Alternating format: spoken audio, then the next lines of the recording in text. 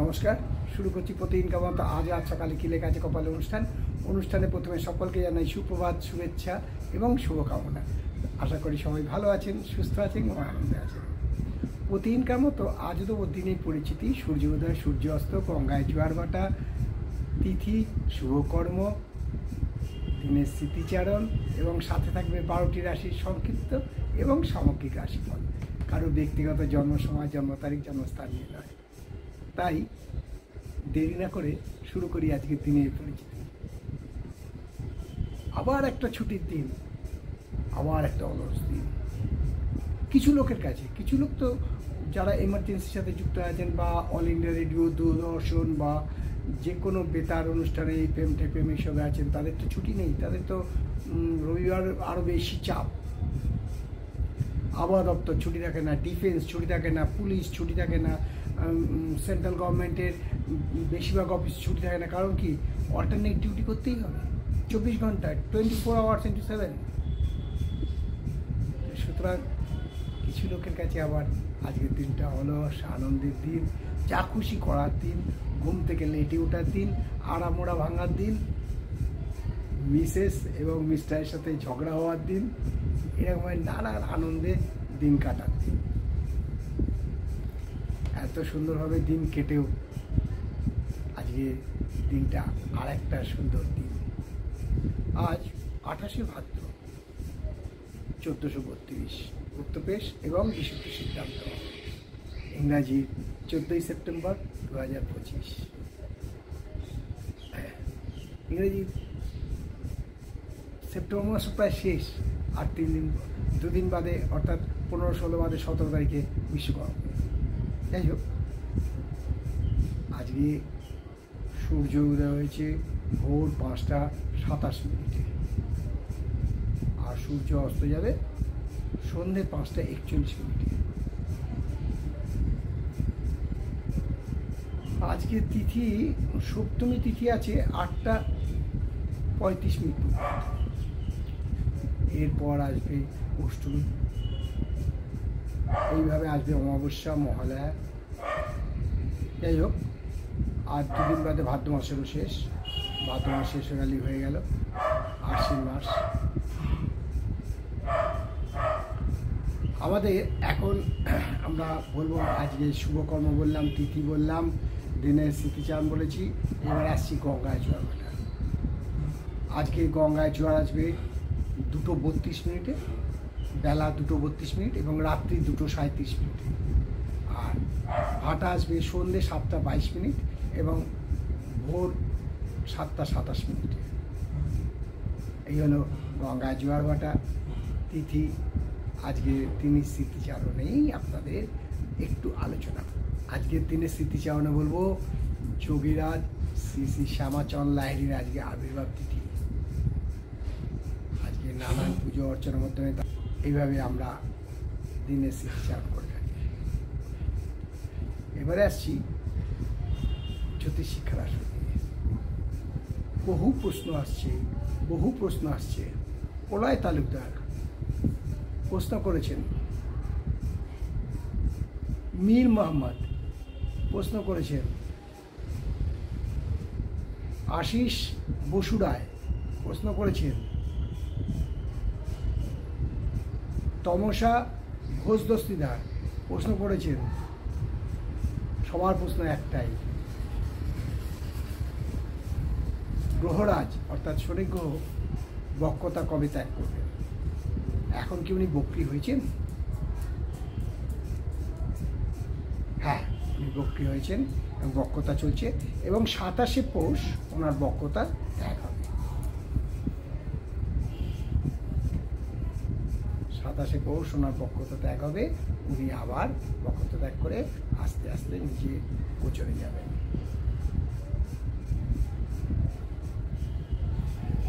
সবার প্রশ্ন একটা হওয়াতে আমি এক কথায় উত্তর দিতে পারলাম। এরকম যদি সবাই একটা প্রশ্ন ঠিক করে সবাই মিলে করেন, নাম দিয়ে দিন, প্রশ্ন একটাই থাকুক, আপনারা তাতে আমার পক্ষে উত্তর দেওয়াটা একটু সহজ। আচ্ছা, এবারে আসছি দিলীপ দত্ত, দমদম থেকে। অসীম মণ্ডল ভাঙড় থেকে, পুষ্করাই থেকে জানতে চেয়েছেন পিন্টু দাশগুপ্ত যে এই শনি যখন বক্রতা ত্যাগ করবে তখন কোন কোন রাশির খারাপ হবে এবং ভালো হবে। এবারে খুব প্রশ্ন আসছে, আমি খুব আনন্দিত। আমি বলছি গোচর শুদ্ধি না থাকায় এবং চন্দ্র শুদ্ধি না থাকায় বৃশ্চিক, কুম্ভ,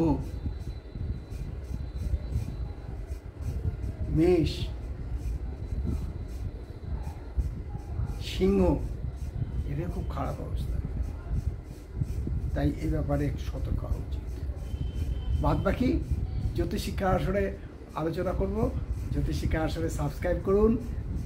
আসুন, আপনাদের প্রশ্ন আছে, আপনারা যা প্রশ্ন করবেন আমি তার যেমন উত্তর দিচ্ছি দেবো, এখানে কোনো দ্বিধাগ্রস্ত নেই। তাই এবারে শুরু করি 12টি রাশির সংক্ষিপ্ত এবং সামগ্রিক রাশিফল। রাশির আজকে শারীরিক অসুস্থতা হতে পারে, জ্বর, বাহ্যিক বমি এরকম হতে পারে, ফলে শারীরিক দুর্বলতা অনুভব করতে পারেন। একটু সাবধানে থাকা ভালো, ডাক্তারের সুপরামর্শ নেওয়া ভালো। বিশ্বরাশি জাতককে বলবো বেশি লোভ করা ভালো নয়, লোভে ক্ষতি হতে পারে, ফলে আপনার আর্থিক ক্ষতি হওয়ার সম্ভাবনা প্রচণ্ডভাবে বিদ্যমান। তাই বিশ্বরাশি জাতককে বলবো একটু সাবধানে চলাই ভালো। মিথুন রাশির জাতককে বলবো একটা অ্যাংজাইটিসের মধ্যে দিয়ে আজকে দিনটা কাটবে। কী হবে উৎকণ্ঠার মধ্যে থাকবেন। শরীর স্বাস্থ্য মোটামুটি মধ্যম, কিন্তু যাদের সুগার আছে তারা একটু সাবধান। বাদবাকি শরীর স্বাস্থ্য মোটামুটি যাবে। আর কর্কট রাশির জাতককে বলবো আজকে ভাগ্য খুলে যাবে, শরীর ও স্বাস্থ্য ভালো থাকবে। সিংহ রাশির জাতককে বলবো আজকে যে আপনার যাকে এক কথা এনিমি বা শত্রু বলা যায় তার সাথে আপনি একটা কম্প্রোমাইজ করবেন, একটা মানে আনরিটন অলিখিত সন্ধি হবে, তাতে আপনার লাভ হবে। শরীর ও স্বাস্থ্য মোটামুটি ভালোই থাকবে। আর কন্যা রাশি জাতককে বলবো আজকে প্রচুর উপার্জন বৃদ্ধি পাবে, আয় বৃদ্ধি, ব্যবসায় বৃদ্ধি, কর্মক্ষেত্রে পদোন্নতির যোগ আছে, শরীর স্বাস্থ্য ভালোই থাকবে। তুলা রাশি জাতকের না আজকে একটু উদাস, কবি ভাব, ইমোশনাল আর কি হবে, এই ব্যাপারে একটু সাবধান হওয়া উচিত। শরীর স্বাস্থ্য মোটামুটি ভালোই থাকবে। আর বৃশ্চিক রাশির জাতককে বলবো আজকে খুব সাবধান, কথা বলবেন মেপে, চলবেন মেপে, কারণ আজকে আপনার মান, যশ, খ্যাতি হানি হওয়ার সম্ভাবনা প্রচণ্ডভাবে বিদ্যমান। সাথে সাথে এটাও বলবো যাদের স্পন্ডালাইটিস আছে তারা আরও সাবধান। ধনুরাশির জাতক আজকে কোনো কারণে একটু জেলাস